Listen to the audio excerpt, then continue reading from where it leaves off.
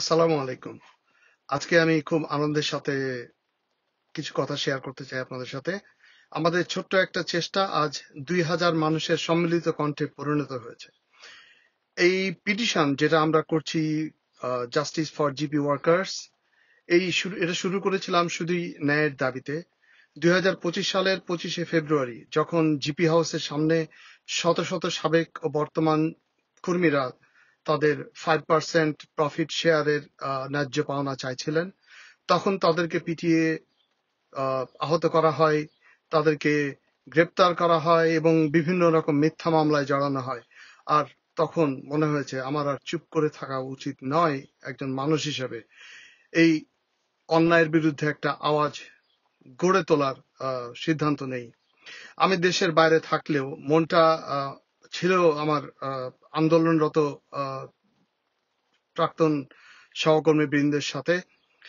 আমি জানতাম এই আন্দোলন একটা আন্তর্জাতিক রূপ দরকার, আর তাই শুরু করি এই change.org এ আমাদের petition justice for GP workers. আজ আমরা ২,০০০-এর উপরে স্বাক্ষর পেয়েছি। ১৯,০০০-এর বেশি মানুষ দেখেছে আমাদের পিটিশন সম্পর্কে। তারা জেনেছে আমাদের সাথে কি অন্যায়, কি জুলুম এবং নির্যাতন করা হয়েছে। ২,৯০০ বারের বেশি আমাদের পিটিশনটা বিভিন্ন প্ল্যাটফর্মে শেয়ার করা হয়েছে। এটা শুধু একটা সংখ্যা না, এটা এক একটা কণ্ঠ, এক একটা প্রতিবাদ, এক একটা ভালোবাসা। এখন সামনে আমাদের কি করণীয়?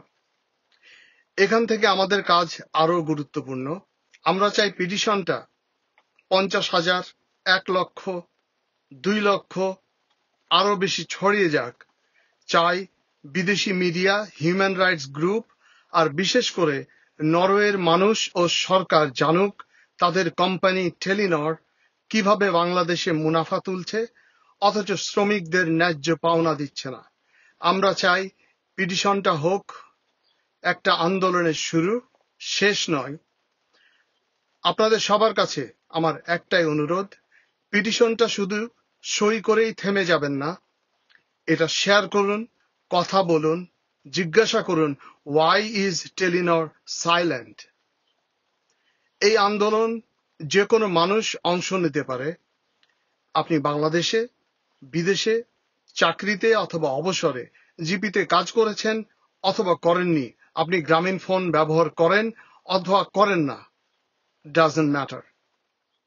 শিগগিরই আমরা একটা পডকাস্ট সিরিজ নিয়ে আসব যেখানে গ্রামীণ ফোনের হাতে নির্যাতিত প্রাক্তন কর্মী এবং তাদের পরিবারবর্গের সাথে আমরা কথা বলবো। আমরা তাদের অভিজ্ঞতা জানতে চাইবো যে সেদিন কি হয়েছিল ২৫শে ফেব্রুয়ারি ২০২৫ সালে, এবং এটা তাদের দৈনন্দিন জীবন এবং তাদের সামাজিক জীবনে কিভাবে একটা বিপর্যয় নেমে আসছে এই নিয়ে কথা বলবো। Stay tuned. সবাই ভালো থাকবেন। আসসালামু আলাইকুম।